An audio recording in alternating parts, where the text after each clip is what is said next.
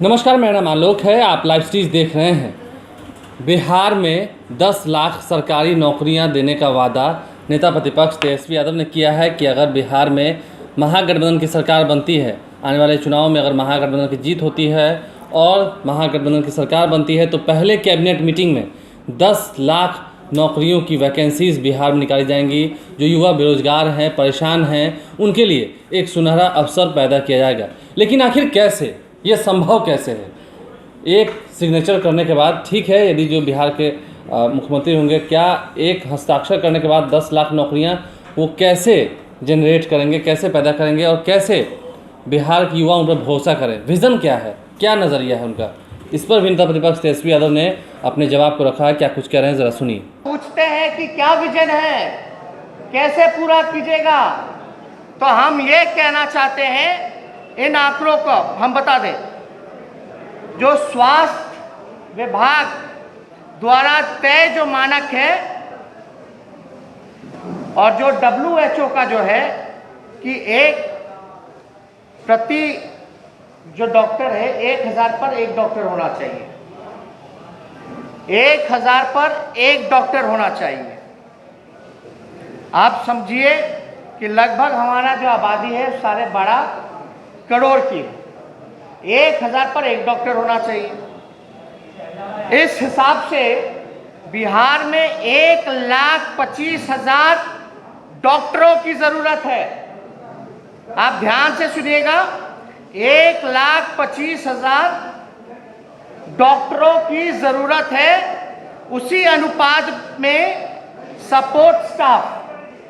Support staff यानी nurse, lab technician, pharmacist की ज़रूरत पड़ेगी।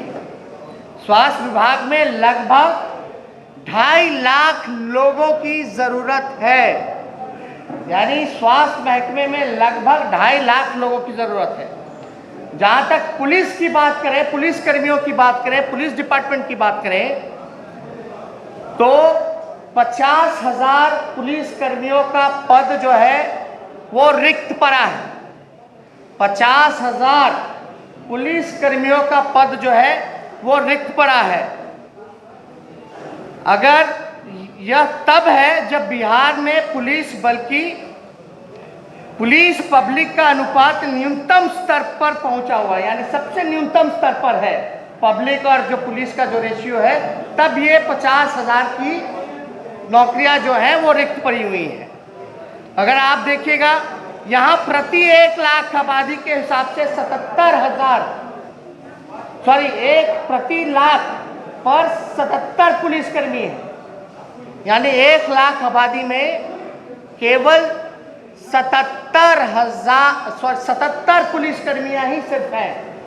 1 लाख पर 77 पुलिसकर्मी हैं।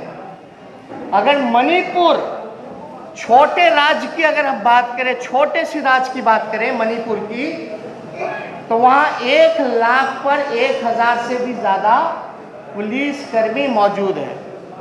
सोच लीजिए, मणिपुर जैसा प्रदेश जो है, वहाँ 1 लाख की आबादी पे 1000 से भी ज़्यादा पुलिसकर्मी है, जहाँ हमारा बिहार 1 लाख पर 77 ही केवल जो है पुलिसकर्मी है। यानी राष्ट्रीय औसत से अगर हम लोग लेकर के चलें तो लगभग दुगुना 144 प्रति 1 लाख आबादी है, यानी राष्ट्रीय औसत जो है 144 का है। यानी बिहार इतना पीछे है कि लगभग डबल है राष्ट्रीय औसत, तो हम इतने फीसदी हैं। ये सारे पद सबसे इम्पोर्टेंट है जो खाली है और कुछ पदे हैं जिसकी आवश्यकता है मानकों के हिसाब से। बिहार पुलिस का जो स्ट्रेंथ है वो 1,26,000 ही है। सोचिए, 12.5 करोड़ की आबादी और पुलिसकर्मी कितने? 1,26,000 है केवल। और नीतीश कुमार जी बोलते हैं कि लॉ एंड ऑर्डर को दुरुस्त कर दिए हैं। नीतीश जी, ये हर 4 घंटे पे बलात्कार होता है, हर 5 घंटे पे हत्या होती है। हम जब 15 में थे, 18 महीने आंकड़ा निकाल लीजिए एनसीआरबी का और आप एनडीए का आंकड़ा निकाल लीजिए 2015 के 18 महीने के बाद का, तो अपराध तो बढ़ गया डबल इंजन की सरकार में। आप एनसीआरबी का आंकड़ा निकालिए, अपराध बढ़ने का कारण क्या है? 1 लाख पे अगर 77 पुलिसकर्मी रहेगा तो आप कितनी उम्मीद लगा सकते हैं पुलिस से कि वो अपराध को कंट्रोल कर सके? 1,26,000 है, यानी सिर्फ 77,000 कार्यरत पुलिसकर्मी हैं, जिसमें कि 50,000 रिक्त पदें थी। तो इसलिए राष्ट्रीय औसत से लगभग जो है बिहार में 1.72 लाख पुलिसकर्मी की ज़रूरत है। अगर राष्ट्रीय औसत का भी लेकर के चले दुगुना, तो बिहार में 1,72,000 पुलिसकर्मी की टोटल ज़रूरत है।